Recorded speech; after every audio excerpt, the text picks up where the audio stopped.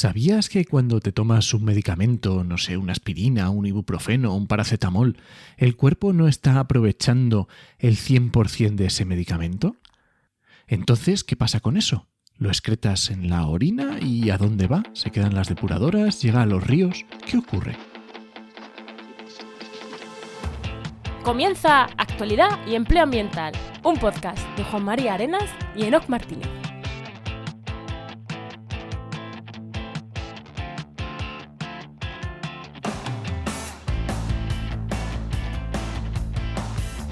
Buenas, soy Juan María Arenas.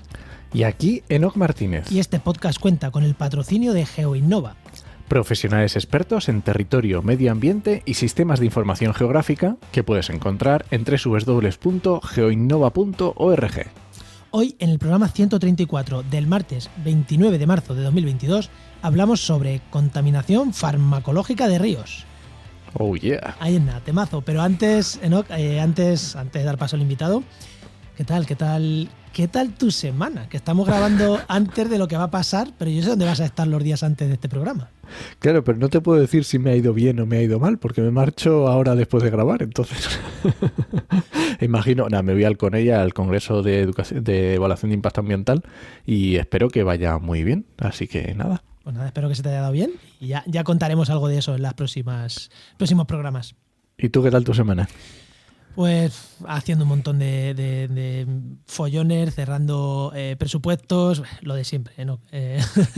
Pero lo que sí que puedo decir, que hace ya unos días que lo hemos sacado, pero como teníamos ahí buffer acumulado, no lo había dicho, es que en la web de Oikos MSP, en la web de nuestra empresa de comunicación y marketing, especializada en ecología y medio ambiente y en ciencia, hemos publicado 6 artículos en el blog. Ya hemos arrancado el blog, hemos arrancado con 6 artículos y que, nuestra compañera Bea, que es la que da el primer empujón y bueno, los hemos revisado todos, pero se ha hecho un trabajo, yo creo, bastante guay. Y hay 6 artículos ahí en el blog, bastante interesantes, sobre marketing y ciencia o medio ambiente, algunos más generales y otros muy específicos, ¿no? Como por ejemplo, ¿qué tiene que tener una página web y un grupo de investigación? Por ejemplo, ¿no? Hemos hecho ahí... Que siempre recogemos en los comentarios, podéis dejarnos, pues yo creo que tiene que tener además esto, pues decírnoslo y vamos mejorando el artículo. O sea, os invito a que os paséis por ahí. Bueno, vamos ya con el invitado, ¿no? Venga, a ver la musiquilla.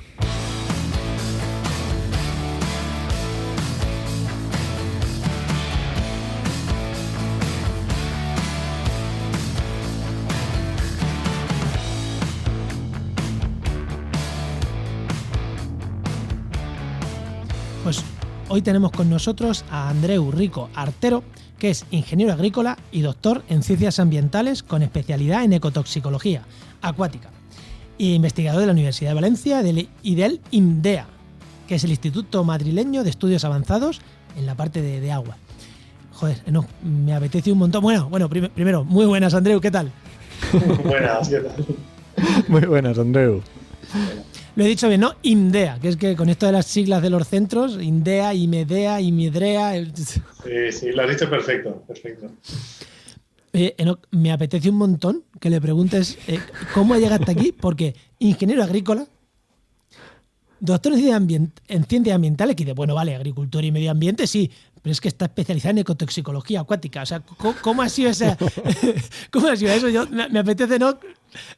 A ver, Andreu, la pregunta que le hago a todos los invitados. Cuando eras pequeño, ¿qué querías ser de mayor y cómo has llegado hasta aquí? Buenas, pues la verdad es que cuando era muy, muy pequeño, yo creo que más tiraba para granjero. Era lo que más me apetecía, sí, granjero, pastor, algo así. Luego cuando fui un poco más mayor, me empezó a interesar más la filosofía y la biología. Y esas fueron un poco las áreas por las que traté de decantarme. Claro, son áreas opuestas. Bueno, opuestas no, pero realmente muy diferentes, ¿no? Y al final tendí más a pensar por el tema de la biología y luego, pues viendo las ofertas laborales, en el mundo, cuando yo estaba ahí, el último curso del COU, ahí pues pensé, viendo un poco lo que había de trabajo en el tema de biología, pues me decanté por algo que tuviera cosas de biología, pero que no fuera solamente biología. Entonces me decanté por algo más ingenieril y me decanté por ingeniería técnica agrícola. Y claro, pues tiene partes de plantas, de animales, entonces suplía mi necesidad de estudiar biología y por otro lado tenía la palabra ingeniería que parece que da más trabajo, ¿no? Así que esa fue un poco mi manera de elegir al final. Y claro, tienes toda la razón, ¿eh? En España el tema de ser ingeniero viste mucho. Sí, aunque cada vez es menos, va decayendo un poquillo, pero aún un día de hoy todavía sigue vistiendo bastante. Yo aquí cuento muchas veces una anécdota que para mi abuela, un amigo mío que había hecho una ingeniería técnica tenía más caché que yo que era doctor. O sea, cuando terminé yo mi doctorado dijo, ¿y por qué no has hecho lo que tu amigo que lleva trabajando no sé cuántos años? Y es como, vamos a ver, que yo por trabajar en la universidad me pagan, ¿vale, abuela? Y lo segundo, o sea, hice una ingeniería técnica y yo soy doctor. Que con todo mi respeto a los ingenieros técnicos, que oye, o sea, perfecto. Pero para ella era más mi amigo y yo era, pues, hay un mindundi que estaba ahí, no sé, que mi abuela se ve que no entendía lo que hacía yo en la universidad haciendo una tesis. Si eres doctor, sigues estudiando, ¿no? Claro. Bueno, entonces terminas la ingeniería técnica y ¿cómo te metes a hacer un doctorado en ciencias ambientales? A ver. Bueno, resultó que cuando yo acabé ingeniería agrícola tenía la opción de seguir estudiando. Yo quería seguir estudiando, entonces tenía la opción de pasarme a ingeniería superior, ingeniería agrónomos en aquel momento, o hacer un segundo ciclo de ciencias ambientales en la Universidad Politécnica de Valencia, que era realmente muy ingenieril también, bueno, porque estaba junto a caminos, con ingeniería de caminos, canales y puertos. Y bueno, pues al final me decanté por ahí, decir, voy a cambiar un poco de tercio, voy a pasarme al tema de ciencias ambientales. Y me metí en un segundo ciclo de ciencias ambientales y resultó que en el segundo año de este ciclo, pues al final me fui de Erasmus y me fui de Erasmus a la Universidad Holandesa y me fui un poco a hacer las asignaturas que necesitaba hacer en España para convalidar mi título y acabar mi título y ser licenciado en ciencias ambientales. Pero resultó que por unas cosas o por otras acabé cogiendo más cursos de algo que se parecía a un máster en ecología acuática. Y me empezó a interesar, vi que tenía posibilidades. También se ajustaba mucho a lo que yo había sido de pequeño, volviendo un poco a la pregunta, ¿no? A mí me encantaba jugar con los ríos, coger renacuajos, hacerle putadas a los renacuajos, ver cómo respondían a lo que yo les hacía, ¿no? Y estar con el agua, y estar en sitios donde hubiera agua, ríos, lagos, pantanos.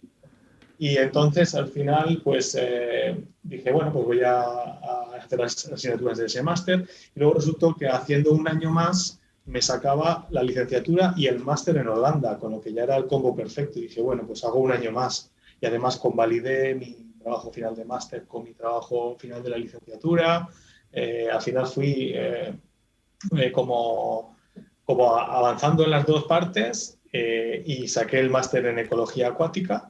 Y de ahí, pues, realicé mi trabajo final de máster en el Amazonas y con quien fue mi supervisor de tesis doctoral y ya, bueno, pues empezamos a tener una buena relación. Yo hice buen trabajo allí, considero, porque me saqué las castañas del fuego en un lugar que era bastante complicado. ¿Te fuiste allí a hacer tus trabajos o era trabajo de gabinete? No, me fui al Amazonas 8 meses a hacer experimentos de efectos de pesticidas sobre especies acuáticas amazónicas. ¡Ostras! Y ahí estuve liado, o sea, cuando llegué no había ni laboratorio ni nada, tuve que montar un laboratorio, hacer el trabajo y claro, entonces el que fue mi supervisor de trabajo final de máster dijo, madre mía, esto me ha ocurrido. Ese tío vale para montar cosas complicadas. Y de ahí me he ofrecido hacer un doctorado en evaluación de riesgos de la contaminación en el sudeste asiático. Entonces, de ahí pues ya empecé a trabajar en Holanda como investigador doctoral, pero mi trabajo de campo estaba en Asia. Y bueno, pues también tuve que pasar mil movidas en ríos complicados, en laboratorios que no existían y tuve que montar. Y de ahí pues derivó a todo esto a acabar siendo doctor en ciencias ambientales con especialidad en ecotoxicología acuática. Y si me dices afinar, pues te digo que ecotoxicología de fármacos usados en ambientes tropicales. Ese fue un poco el trayectoria. Si lo había planeado, nunca había planeado nada. Yo cuando empecé a estudiar no pensaba en ser investigador, pensaba en ser, bueno, pues ser ingeniero y acabar en un despacho e intentar ganar bien. Punto final. Y al final, pues, derivó realmente a lo que me gusta, pero sin tener un plan establecido. muy poco a poco y siempre viendo las opciones que tenía en el presente, intentando disfrutar en el presente. Oye, quien te dio la oportunidad de hacer un de hacer un trabajo fin de máster sobre el terreno en el Amazonas, o sea, tú te lo curraste bien, pero que alguien apueste así por una persona, porque en una tesis se entiende, pero un trabajo fin de máster también es para, supongo que tú lo sabes, pero es para agradecérselo, ¿no? Que te diera esa oportunidad, porque muchos trabajo fin de máster, trabajo fin de carrera son de gabinete y, o sea, que es para agradecérselo, que luego tú, o sea, que igual lo hizo porque vio que tenías potencial para hacerlo bien, pero es para agradecérselo, que no es normal. Yo se lo agradecí mucho y luego él me lo agradeció a mí, porque claro, digamos que yo se lo agradecí por darme la oportunidad y luego él me agradeció porque ya me contrató como doctor y tuve que sacar proyectos adelante complicados en el sudeste asiático. Al final hemos hecho este supervisor que se llama Paul Van der Brink y yo un win-win absoluto durante más de 10 años. Claro, es muy interesante esta parte que cuentas, que es que, oye, es un win-win entre dos partes que, oye, hay que ponerlos, quiero decir, hay que ir y poner los huevos ahí bien puestos. Sí, sí, captación de talento, ¿no? Tu supervisor captación de talento tuvo ahí y dijo, hostia, este tío vale, vamos aquí a apostar por él. Yo creo que más bien dijo, este tío vale en cualquier circunstancia, que eso era lo importante, ¿no? Como para trabajar en el Amazonas, para trabajar en China, en Bangkok, en Tailandia, en Bangladesh, y decir, bueno, allá donde va saca algo. Y eso hice, ¿no? También te digo, Juan, que en las ofertas de empleo yo creo que no he visto ninguna en que te manden a Tailandia o Bangkok a hacer unos análisis de aguas. Andreu, si no lo sabes, Andreu, Enoch es director de una web que se llama trabajaenmedioambiente.com, donde todos los días hay un montón de ofertas de empleo que subimos, bueno, que sube Enoch, y pone sobre 20 o 30 ofertas al día muchas veces. Y no suele ser normal, ¿no? No suele ser normal que ofrezcan algo para mandarte a Bangkok a ver agua, ¿no? No, la verdad que en temas de agua, sobre todo suele haber más aquí en España temas de análisis, pero análisis de aguas, análisis de suelos por contaminación, pero cosas mucho más, digamos, más sencillitas. Bueno, es que esto es ciencia puntera, ¿no? Claro. Bueno, ¿vamos con el tema? Venga, vamos con el tema. Oye, Enoch, se te olvida hacerle la pregunta de la formación chorra. Bueno, venga, se la hago. A ver, Andreu, hay otra pregunta que hacemos, que no lo hacemos siempre, que es que aquí como llevas muchos años ya investigando, seguro, todos hemos hecho montones de formaciones en cosas rarísimas, ¿vale? Porque, yo qué sé, porque ves un curso, estabas haciendo, tenías una área de interés en una cosa, dijiste, este curso a lo mejor, pero luego resulta que te fuiste por otro lado y no tenía nada que ver. ¿Alguna formación que hayas dicho, pues es que hice esta movida que yo que sé, ¿no? Prevención de riesgos laborales, y luego resulta que me acordé cuando estaba allí en Bangkok, me vino muy bien para no hacer no sé qué movida? Pues cuando tenía 16 años, un verano, me quedé un poco colgado porque no me apuntaron a curso de verano y estaba todas las mañanas en casa y mi padre estaba trabajando y me apuntaron a un curso de mecanografía. Y yo dije, ¿para qué coño será esto? ¿Sabes? Y claro, cuando tenía 16 años casi nadie tenía ordenador en casa, o muy pocos empezaban a tener ordenador en casa y me apuntaron 2 semanas a un curso intensivo de mecanografía en el que yo tenía como un videojuego y luchaba contra él para acertar las letras con todos los dedos de la mano y hacerlo rápido. Y yo pensé, madre mía, las 2 semanas más gilipollas de mi vida. Y a los años dije, coño, si escribo sin mirar el teclado, coño, si puedo hablar y escribir a la vez, ¿sabes? De temas diferentes. Entonces dije, madre mía, esto ha sido un filón. Muy buena, yo también hice un curso de mecanografía y decía, pero yo ¿para qué voy a hacer eso? Bueno, pues ahora sí, ¿no? Vamos con el tema, ¿no? Venga.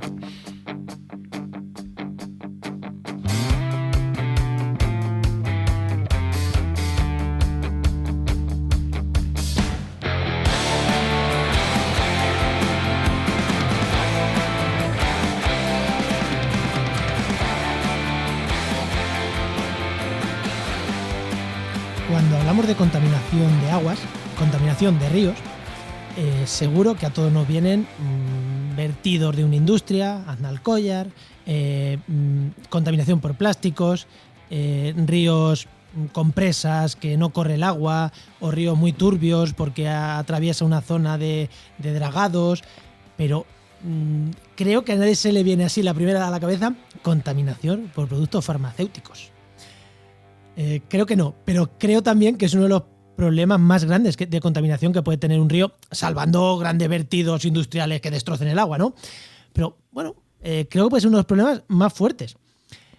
Porque, y si me dices que no, cerramos el programa y nos vamos. Andreu, hay un problema de contaminación grave, de contaminación por fármacos en ríos, ¿no?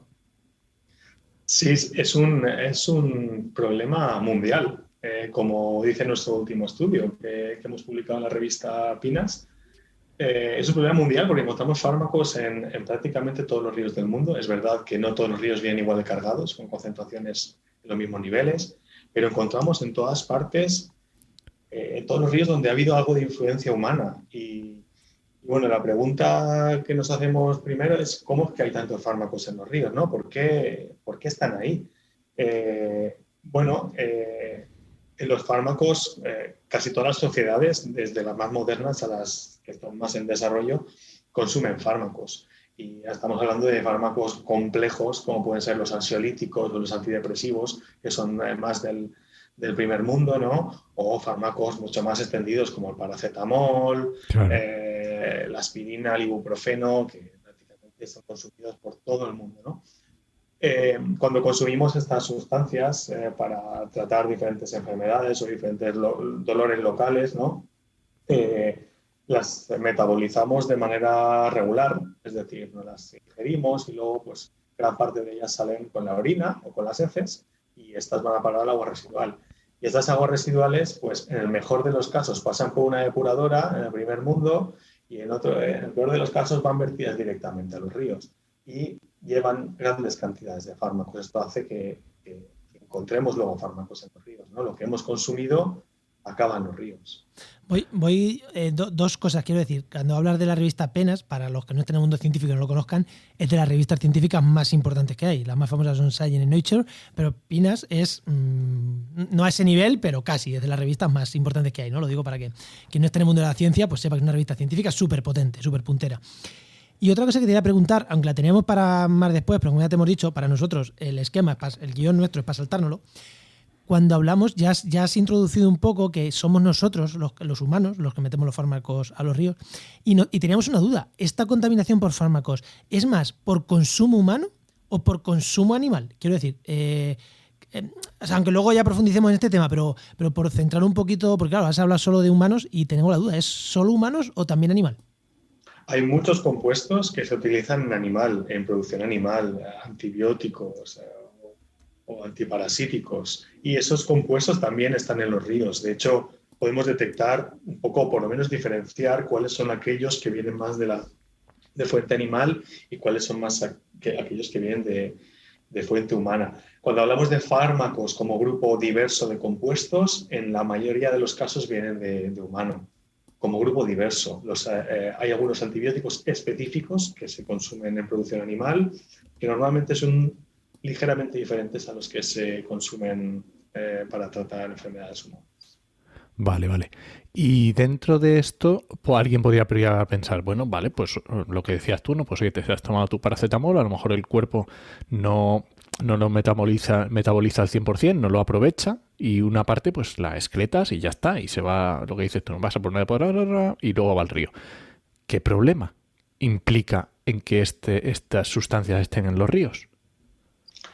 Bueno, el problema principal es que los fármacos son compuestos biológicamente activos. ¿Esto qué quiere decir?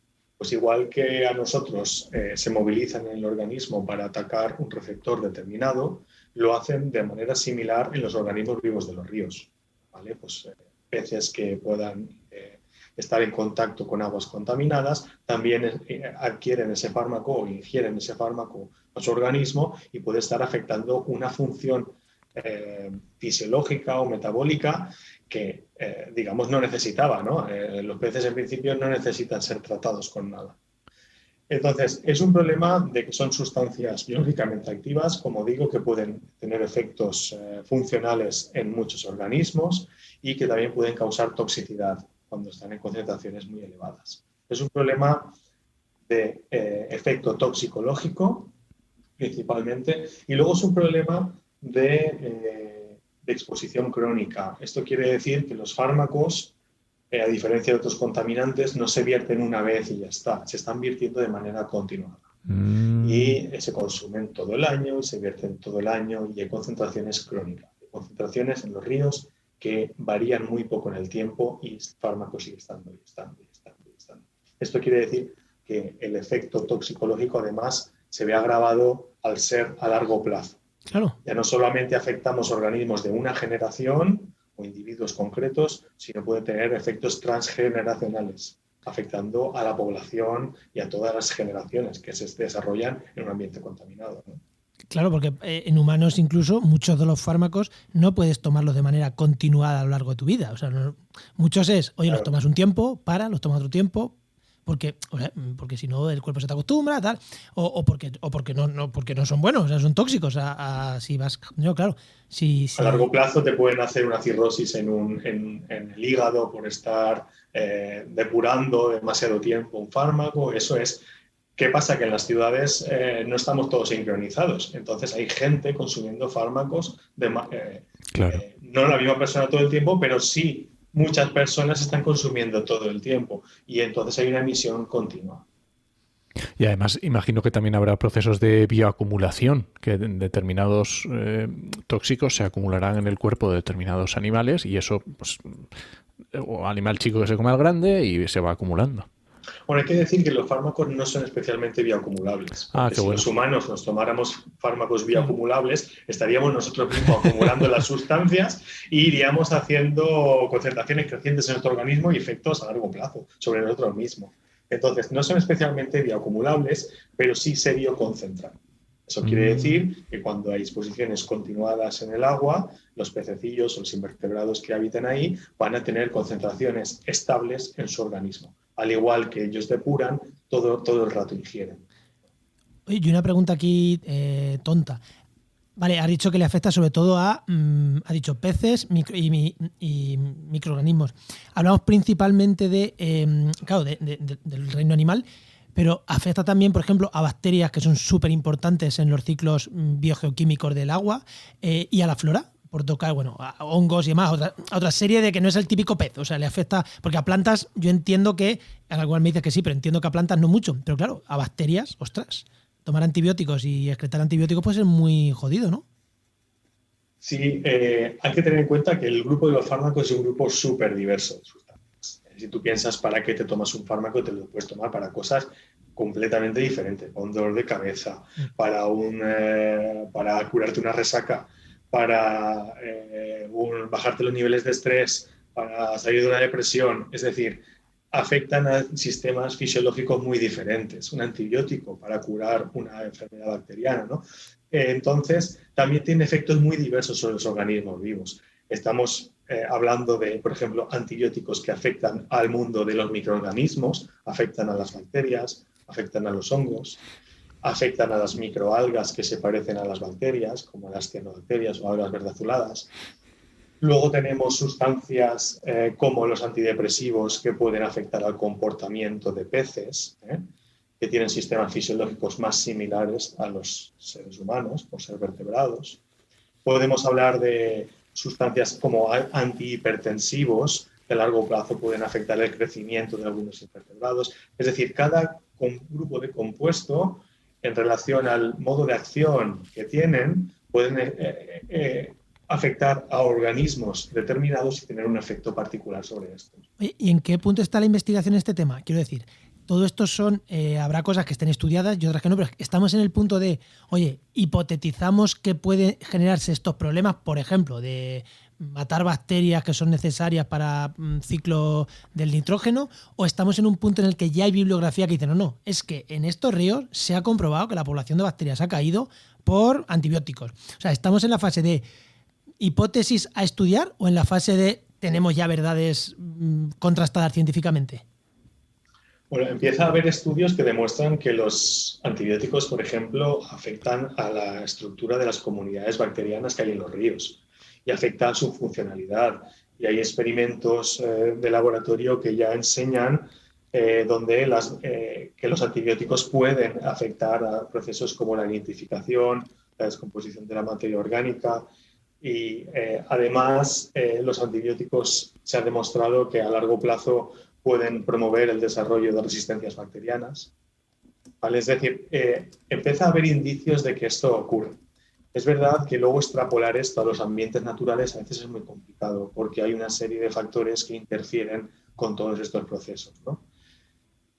A nivel científico estamos empezando a entender estos procesos, cómo suceden mecanísticamente y cuáles son los contaminantes más peligrosos que pueden afectar a estos procesos. Si te pones a pensar en cómo está desarrollada la legislación sobre estos temas, está mucho por detrás, muy por detrás de la ciencia, ¿no? Entonces, simplemente por comentar un ejemplo, para registrar un antibiótico no es necesario hacer un estudio sobre los efectos sobre la nitrificación. Únicamente se hacen estudios sobre especies modelo, ¿no? Una dafnia, un invertebrado, un alga verde, una cianobacteria, y no se va mucho más allá. Ostras. Oye. Bueno, dale, Juan. Es que me quedo alucinando. O sea, cuando se va a registrar un nuevo antibiótico a la agencia del medicamento o lo que sea, ¿es necesario presentar estos informes de afectación sobre... O sea, realmente... O sea, quiero decir, no es que sea bueno hacerlo, es que se piden estos informes sobre una dafnia. Sí. ¡Ah, ostras! Desde el 2000 y poco se exige. Ay, se qué exige guay. por ley que haya estos estudios. Lo que pasa es que son muy básicos. Como digo, son 3 ensayos de toxicidad sobre especies que precisamente no son las más vulnerables a estos compuestos. Un pez, una dafnia y una alga verde, ¿vale? O una alga verde azulada. Habría que pensar en otros ensayos con bacterias medioambientales o con potenciales de resistencia, ¿vale? Que son los endpoints, por decirlo de alguna manera, más sensibles en el medio natural, ¿no? Y hay más de lo que yo me esperaba. Claro, pero no, está muy bien, porque si me dices que esta normativa a lo mejor es de los 2000, a lo mejor, oye, ha pasado suficiente tiempo para que se pueda hacer una actualización de la normativa y en torno a, oye, si hay investigación que ya se determina más en detalle, pues oye, darle una vuelta a la normativa y meter más requisitos. Sí, realmente hace no mucho tuve una reunión con la Agencia Europea del Medicamento porque están interesados en incluir endpoints o algunos parámetros que relacionen la contaminación de antibióticos con la resistencia bacteriana, ¿no? Y en eso, por ejemplo, se está haciendo avances, o por lo menos se está debatiendo sobre cómo hacerlo. Qué bueno. Oye, y antes has dicho, hemos hablado de muchos tipos de medicamentos, pero te has dicho que hay unos más peligrosos que otros para lo que estamos hablando, ¿no? La ecotoxicología. ¿Cuáles son los más peligrosos? ¿O por dónde van los tiros de dónde se nos está yendo de las manos? Bueno, por ejemplo, en el estudio que hemos realizado, que decíamos que hemos publicado en la revista PNAS, hemos estudiado la presencia de fármacos en 258 ríos de 104 países, ¿vale? Y ahí hemos evaluado una lista de 63 sustancias y hemos intentado filtrar cuáles son los fármacos más peligrosos a nivel mundial. Bueno, primero decir que de las muestras que se han tomado en estos 258 ríos, el 25% de las muestras tienen concentraciones que pueden ser preocupantes para el medio ambiente. Es decir, un cuarto de las muestras tienen concentraciones que pueden ser preocupantes. Y dentro de estos compuestos que son preocupantes encontramos sobre todo antibióticos por el tema de las resistencias, antidepresivos por los posibles efectos que pueden tener sobre el comportamiento de vertebrados, sobre todo en peces, antihipertensivos que pueden afectar a invertebrados y antiepilépticos, es decir, esos son los grupos que en general tienen un mayor riesgo. Oye, una pregunta que enlazando un poquito a lo que nos estabas diciendo, porque has dicho el 25% de las muestras de agua que habéis tomado a nivel mundial tiene niveles altos, ¿no? De potencialmente peligrosos. Vale, ¿qué ríos son los que están peor? Quiero decir, porque a mí lo que se me ocurre es, en Europa, que nos tomaremos más fármacos que en otras zonas, estarán peor los ríos. Pero creo que no es del todo así, ¿no? Hay relación entre algunos países y algunos, es decir, pues es que en Europa estamos mejor, o en África, en los países más de rentas medias bajas, están peor. ¿Cómo está la cosa? Lo que vimos en este estudio es que realmente donde peor están son en los países de rentas medias bajas. En los países de rentas muy bajas, directamente el consumo de fármacos no es tan extendido. En cambio, los de rentas medias bajas empieza a ser muy extendido el consumo y tienen muy poca capacidad de saneamiento y depuración de esas aguas, con lo que prácticamente todo lo que se consume se vierte a los ríos. Y ahí está la franja de regiones, ¿no?, de países donde hay que atacar primero, ¿no?, intentando mejorar sus sistemas de saneamiento y de depuración de aguas residuales.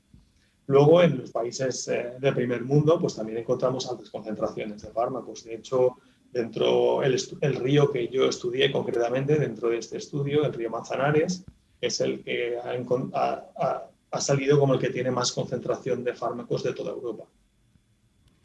Y ¡ostras! Sí, esto es interesante.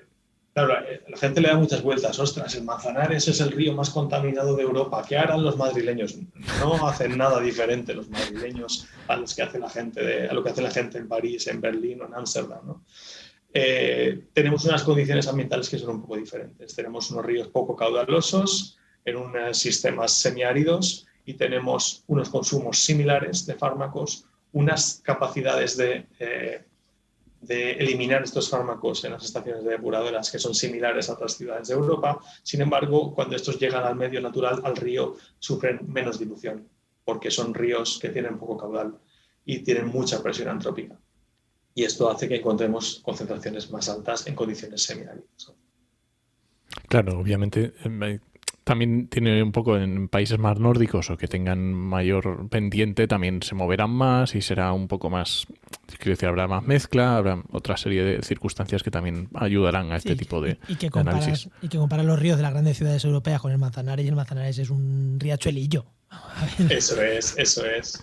Entonces, la comparativa, pues lo dice, la comparación es dan asco. Pues en este caso, el objetivo del estudio no era comparar, sino tratar de ver cuáles son las sustancias que tienen un mayor riesgo potencial, intentarlas poner en la lista, ¿no?, de sustancias a vigilar.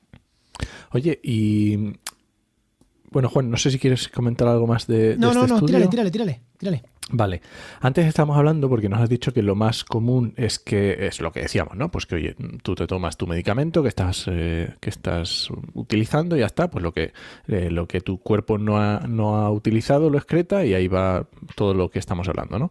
Pero ¿existen otras formas de que lleguen, estoy pensando en desechos de vertedero, en fármacos que se tiran, estoy pensando en residuos de las industrias farmacéuticas? ¿Habéis detectado algún otro foco o algo también que sea interesante? Ese estudio en concreto no se centró en describir los focos, pero sí que hay estudios previos que demuestran que las concentraciones más altas del mundo de ciertos antibióticos, por ejemplo, se dan aguas abajo de algunas industrias localizadas en la India, por ejemplo. Pero industrias de producción de fármaco. Eso es. Entonces son industrias que tienen poco sistema de tratamiento y que hacen vertidos gigantes, ¿no? Entonces son un foco importante de contaminación, estas industrias. Estoy hablando más de países en desarrollo, porque no conozco que estos casos se hayan dado en Europa, por ejemplo. Las industrias de producción tienen que tener unos controles muy exhaustivos de vertido, ¿no? Pero bueno, también suelos potencialmente contaminados con basuras. El tema de tirar los medicamentos caducados por el váter es un tema que puede contribuir más a la contaminación sin necesidad, ¿no? Porque sabemos que hay puntos para recogida de estos. Vamos, puntos. Oye, para que no lo sepa, puntos. Todas las farmacias están obligadas a recogerte los medicamentos. No solo los medicamentos, los envases vacíos de los medicamentos también están obligados porque pueden tener restos. O sea que te mirará mal el farmacéutico en cuestión, pues ya sabéis dónde no tenéis que ir a comprar después, pero están obligados a recogerlo. Y si yo al que me mira mal no vuelvo. En plan, si llevo algo uno y me mira mal, a ese no vuelvo. Ya está, es así. Sí, son los llamados puntos SIGRE, que se llaman así. Todas las farmacias son puntos SIGRE, en teoría. Sí. Pues eso es otro poco. Y luego hay también, como hablamos antes, de la de la producción animal, ¿no? Cuando se da mucho consumo de antibióticos, otros fármacos en producción animal, estos acaban en las grandes montañas de purines, ¿no? Y estas montañas de purines, pues por escorrentía superficial, pueden acabar en los ríos o en aguas subterráneas, movilizando el gran residuo de antibióticos o de otros fármacos que pueda haber en esa montaña de cacas, por decirlo muy pronto. Claro. Sí, y no sé, porque quiero sacar casi el último tema, que llevamos ya un ratín, pero creo que nos va a dar para liarnos un poco, porque nos hablaba fuera de micro también la interacción entre estos factores y el cambio climático, ¿no? En plan, que son dos cosas que tiene que ver aquí el cambio climático. Pero sí que estás tú también estudiando, ¿no? Cosas relacionadas, eso, con toxicología en agua, por fármaco y cambio climático. Sí, últimamente nos ha dado por eso, bueno, ya viendo los informes del panel intergubernamental sobre el cambio climático, es evidente que nos enfrentamos a escenarios de subida de temperaturas, de cambios de régimen de precipitaciones, y nos ha dado por pensar cómo esto puede afectar a la ecotoxicidad de estas sustancias, ¿no? Entonces, estamos realizando varios experimentos, por ejemplo, combinando olas de calor con contaminantes para ver cómo los organismos responden a cada uno de estos factores de estrés de manera separada o conjunta. Dentro de esta línea de investigación llevamos adelante un proyecto que se llama ERAUMED, en que se basa en el desarrollo de tecnologías medioambientales para evaluar los efectos combinados del cambio climático y la contaminación en humedales mediterráneos. Estamos trabajando en escenarios de humedales mediterráneos. Y también tenemos un proyecto del Plan Nacional que se llama Cyclic EcoRest, donde tratamos de valorar también los efectos combinados de estos factores de estrés y de proponer nuevas tecnologías y herramientas de gestión, ¿no? Para el ecosistema. Entonces, pues eso, realizamos experimentos, por ejemplo, con olas de calor y contaminantes, a veces fármacos, a veces pesticidas. Otros experimentos donde evaluamos los efectos combinados de la sequía y la contaminación. Por ejemplo, cómo interfiere la sequía en la movilización de los contaminantes o en la degradación de los contaminantes. Cómo esta sequía o este aumento de las temperaturas puede debilitar a los organismos y hacerlos más sensibles a un efecto de la contaminación. O al revés, cómo la contaminación puede hacerlos más sensibles a una potencial ola de calor o a un cambio drástico en la hidrología del ecosistema, ¿no? Oye, Andreu, ¿y tenéis alguna hipótesis o habéis sacado ya algún resultado, algo interesante, o por dónde estáis intentando buscar las respuestas a esas preguntas? En algunos casos lo que vemos es que los factores de estrés ambiental relacionados con el cambio climático pueden potenciar la toxicidad de algunas sustancias, ¿no? Pueden afectar al metabolismo de los organismos, movilizar sus reservas energéticas para contrarrestar los efectos de esta subida de temperatura, por ejemplo, y hacerlos mucho más vulnerables a los contaminantes. De esta manera encontramos efectos a nivel individual, a nivel poblacional, incluso a nivel de estructura de las comunidades. Vemos, por ejemplo, cómo el cambio climático puede modificar la estructura de las comunidades y cambiar su vulnerabilidad general hacia los contaminantes. Ostras, esto es para tenerlo muy en cuenta, ¿eh? Sí, efectos que suman. Uno se suma a otro y 2 más 2 no son 4, muchas veces en ecología. O sea, 2 más 2 pueden ser menos 2, pueden ser 8 o pueden ser... O sea, normalmente no son 4 nunca. Normalmente no son 4 y tratamos de estudiar cuáles son los mecanismos que hagan que no son 4, ¿no? Tanto si son efectos antagonistas, digamos, efectos que se esconde de alguna manera, o como si son sinergísticos o sinérgicos, donde el efecto se puede potenciar. Pues, Enoch, creo que nos queda una última pregunta para quedarnos con un buen sabor de boca. Venga, ¿la tiras tú o la tiro yo? Jorín, es que me he quedado con esto de los efectos sinérgicos con el cambio climático, es que no sabemos la que se nos viene encima, ¿eh? A todos los niveles. Cada vez que tratamos este tema, yo me he hecho a temblar, así que vamos con una pregunta buena, ¿no? Venga, una pregunta que nos dejes con buen sabor de boca. Con toda la experiencia que llevas, expertise de todo lo que has investigado, ¿qué podemos hacer para evitar este tipo de contaminación? ¿O qué cosas habéis visto que pueden ser más efectivas, ¿no? para luchar contra esta contaminación de los ríos? Bueno, a nivel de usuario podemos hacer cosas pequeñitas, ¿no? Siempre se habla del tema de intentar consumir menos plástico, intentar no hacer vertidos de sustancias, como lo que hablamos de los retretes, innecesarias. Todo esto es muy importante, es el pilar, digamos, esencial que está a nuestro alcance.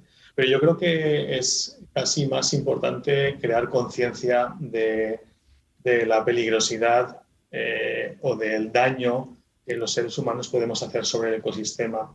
Porque cuando seamos todos conscientes de verdad y apoyemos, por ejemplo, ideas innovadoras para frenar este problema o, digamos, lo hagamos subir este problema en la escala de valores a nivel de sociedad, lo que estamos haciendo indirectamente es promover luego medidas medioambientales, medidas políticas de gestión ambiental que luego van a ser implementadas. Es decir, es muy importante que nos demos cuenta de cómo es el problema realmente para que luego salgan medidas propulsadas por la sociedad o por políticos que realmente atajen el problema. A mí lo de una muy básica, de que si esto se conociera más, lo de tirar los fármacos por la taza del váter, a mí es que me parece una aberración. O sea, es casi mejor tirarlo a la basura normal que a la taza del váter. Y la gente lo hace, por lo que dices tú. Es que eso es un desconocimiento total y absoluto de los impactos que eso puede tener. O sea, no es que lo lleven al punto sigre, es que ni al váter, o sea, por la taza del váter, que hay sitio que contamine más que ahí, no, pues ahí lo están tirando, ¿no? Ostras, sí. Y luego, una pregunta ya también por esta en buena. ¿En la depuración hay medidas extra que se puedan tomar o que se estén tomando para eliminar estos fármacos?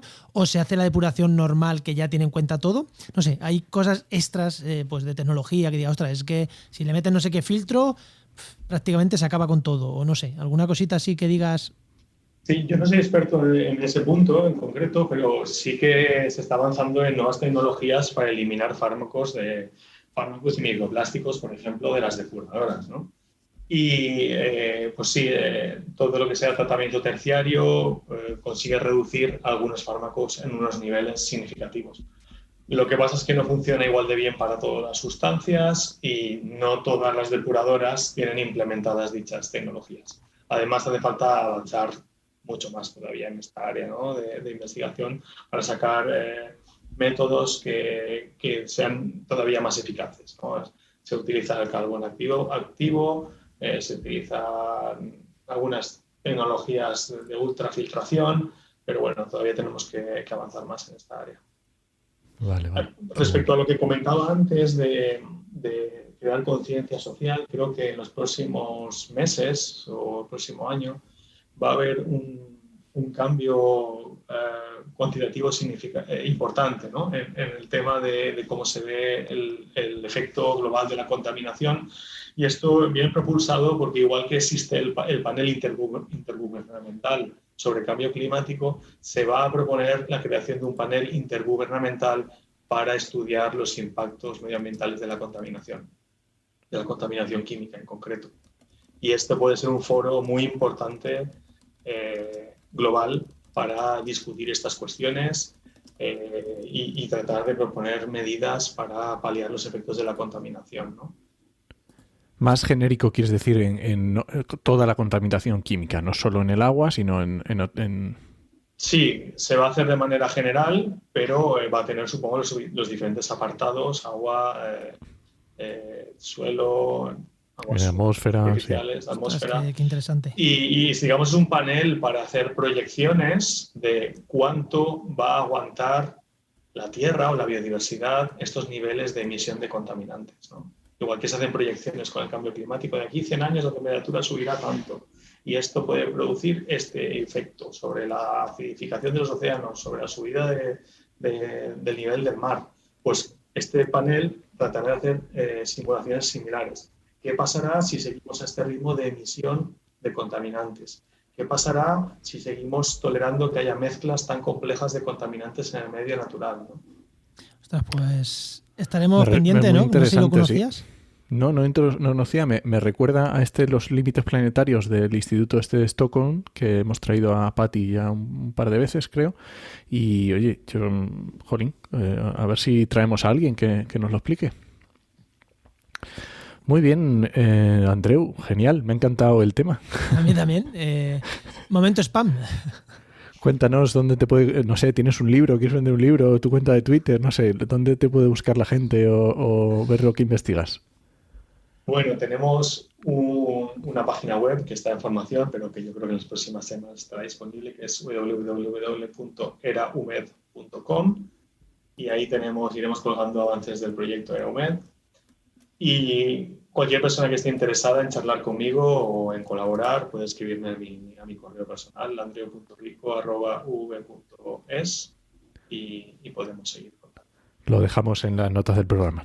Bueno, pues genial. Y... No sé si es bueno dar el correo electrónico, porque luego llega el spam que da gusto. Eso te iba a decir. Yo en las notas no lo voy a dejar. Lo pondremos que en vez de una arroba, una X o algo de eso. Claro, sí. Pero y si no, oye, que quien no haya escuchado no se lleva tu correo. Mira, es un premio para los que han llegado hasta el final, que se lleven tu correo.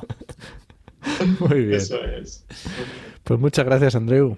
Pues nada, un placer y espero, os tengo en el radar ahora, Oikos MSP, y a ver si podemos coincidir de nuevo. Sí, seguro que sí. Seguro muchas que gracias. sí. Mira, nos ha hecho spam a nosotros, publicidad a nosotros. Nos ha sido a gusto con los invitados estos que traemos. Pues muchísimas gracias, Andreu. Hasta la próxima. Otra. A vosotros, hasta luego. Hasta luego.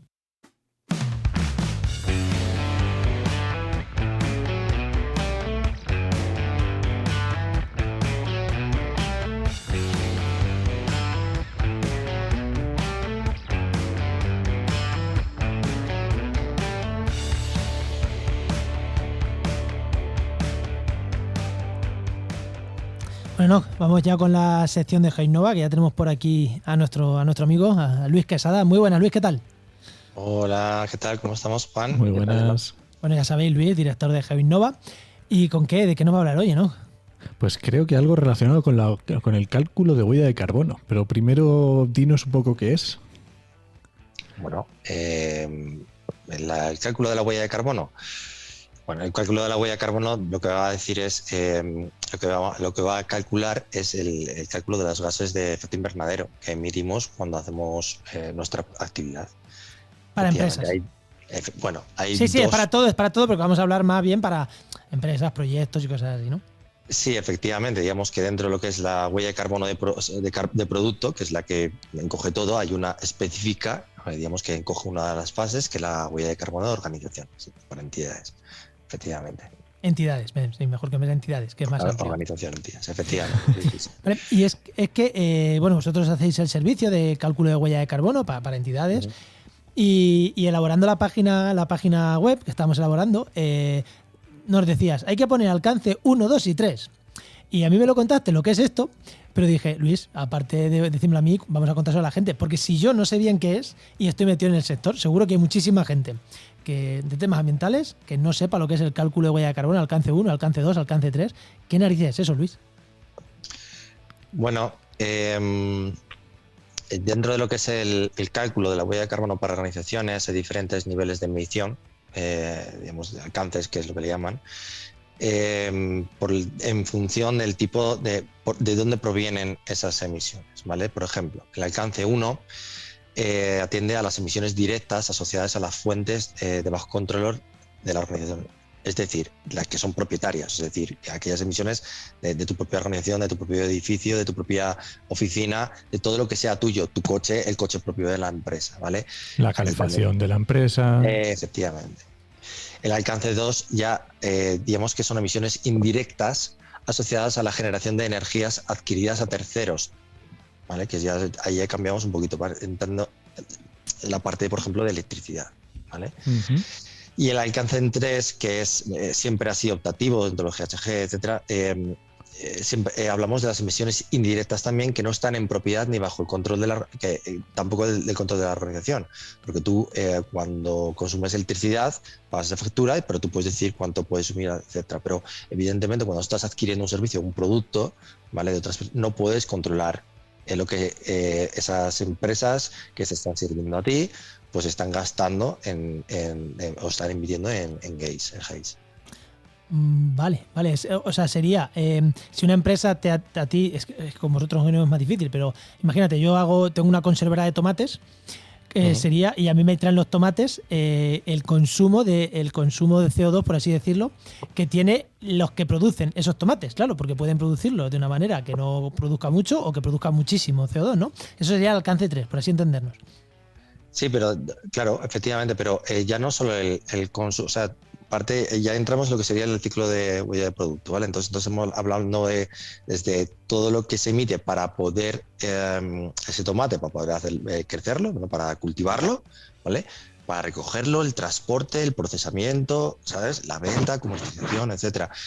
Daros cuenta que la cantidad de factores que entran ahí, ¿vale? Muchas veces no están en nuestras manos. Ahí es uno de los problemas, de los principales problemas que se tienen a la hora de poder llevar a cabo un cálculo del alcance 3, es justamente porque no tenemos la información de cada una de las entidades que llegan a participar. Claro, porque yo imagino que incluso en el alcance 1, quiero decir, lo que está dentro de tu propia empresa, ya tiene que ser un currazo, quiero decir, ponerte a mirar exactamente todas tus actividades, todo lo que tienes en tu empresa, yo qué sé, la calefacción, la electricidad. La electricidad sí, alcance 2. Sí, alcance 2, perdón. Lo que te quiero decir, las mesas, lo que compras, lo que, yo qué sé, te quiero decir, tienes que llevar a un nivel, eso tiene que ser una pasada. A ver, claro, claro, depende de lo grande que sea tu empresa y tu entidad. Claro, si por ejemplo eres una pequeña consultora, eso va a ser mucho más sencillo, ¿vale? Por ejemplo, nos ha pasado porque algunas huellas ya hemos hecho en nuestro coworking o en otros coworkings que nos piden pequeñas empresas que están trabajando en coworkings. Pues imaginaros la huella. El coworking, por ejemplo, no llega a ser algo que sea tuyo, no es tu oficina, ¿vale? Tú no puedes controlar cuánto se emite en ese coworking, ¿vale? ¿Por qué? Pues porque no depende de ti. A ti te están dando un servicio que es alojar o sea, tú vas ahí y trabajas en una mesa, pero tú no controlas ningún tipo de gasto, ni a cuánto tiene la calefacción, ni nada de nada, ¿vale? Entonces, dependiendo de cuál sea tu actividad y cómo lo estés gestionando, evidentemente, pues el impacto será mayor o menor. Si tú tienes tu propia oficina, en la cual controlas todo, pues evidentemente tendrás ese gasto. Daros cuenta también que el alcance 1 y el 2, ¿vale? Se hace cálculos anuales, ¿vale? Uh-huh. Y en el alcance 3 ya no se hace un cálculo anual, porque claro, no tiene sentido cuando estás trabajando con toda la huella y con todos los, implicados en el proceso, no lo haces anualmente, ¿sabes? El producto pues puede ser, o el servicio puede estar en cualquier parte del año, puede durar más o menos. Cuando tú darás cuenta que también se cuenta en la parte del reciclaje, o sea, la circularidad, claro, efectivamente. Entonces, todo ese gasto, todas esas emisiones, tú no sabes cuándo llega hasta el final del proceso o cuál es el ciclo de vida de ese producto. Y al no poder encajarse en un año, porque no se va a encajar nunca en un año, no puedes hacer ese cálculo.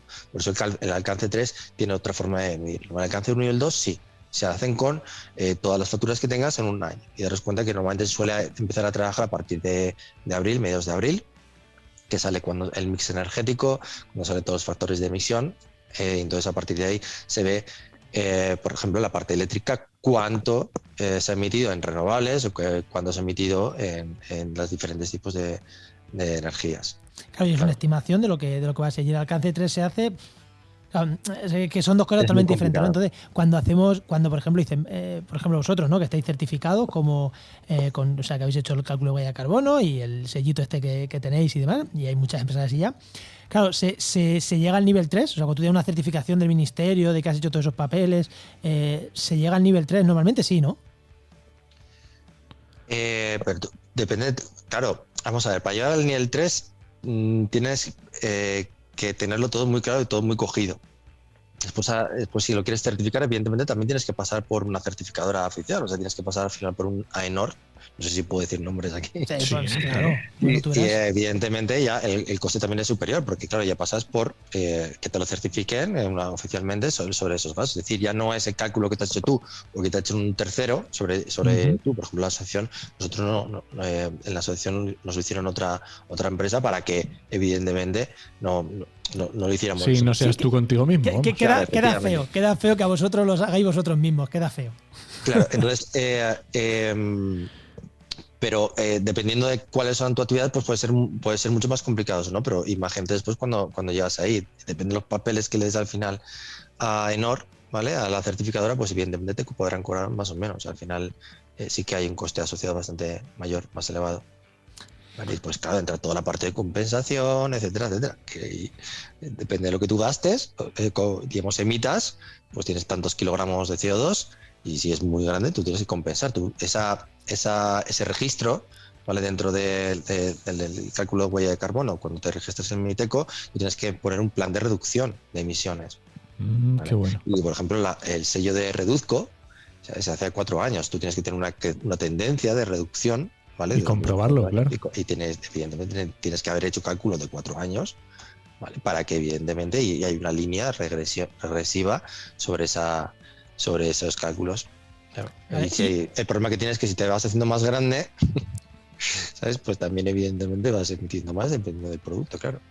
Vale, pero que sí que puedes tener al ministerio, ir y certificarte solo en las 2 primeras, sí. Sin problema, ¿no? Sí, a ver, si tienes una oficina normal, si trabajas en consultorías, etcétera, es relativamente sencillo. Relativamente sencillo. Es que bueno, hay muchas veces que simplemente por vagancia, por eso directamente me hagan otras personas, que yo me estoy ocupando a lo mío, como siempre. Y aquí, Luis, creo que nunca te he preguntado por precios de servicios que tenéis, pero ¿cuánto cuesta hacer un informe de estos sencillitos? Pues imagínate que ahora llegamos nosotros como empresa, te decimos, Luis, haznos esto. ¿Por qué precio? ¿Desde qué precio es? A ti te lo hago por un par de podcasts.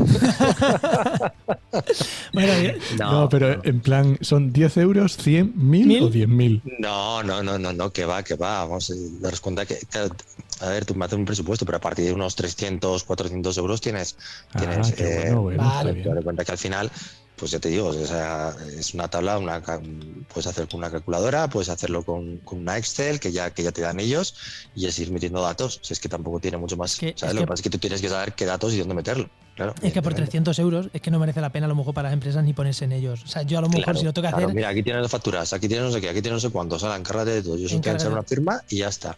Y ya está. Y claro, que imagino que eso luego se irá, dependiendo de la complejidad, pues oye, irá dándole la vuelta. Claro, pero bueno, que está muy bien. Claro. Si al final resulta que tú tienes una actividad que tienes 10 sedes, pues evidentemente no te voy a cobrar 300 euros. Claro, evidentemente, prácticamente es el precio por sede, ¿vale? Efectivamente. Muy bien. Después, si tú vas a hacer el reduzco, pues tienes que calcular todos los años que has tenido, todas las facturas de todos los años, y evidentemente, pues tiene precios diferentes. Claro. Y ya si le metemos el nivel 3, pues ya tiene más precios, ya todo. El nivel 3, primero hacer el 1 y el 2 y después ya hablaremos del nivel 3. Bueno, Luis. Muy bien. Pues muchísimas gracias, Luis, como siempre. Gracias, Luis. Venga, gracias a vosotros. Hasta luego. Pues recuerda que esta sección te llega gracias a nuestro patrocinador, a GeoInnova. Profesionales expertos en territorio, medio ambiente y sistemas de información geográfica. Y que puedes encontrar en www.geoinnova.org.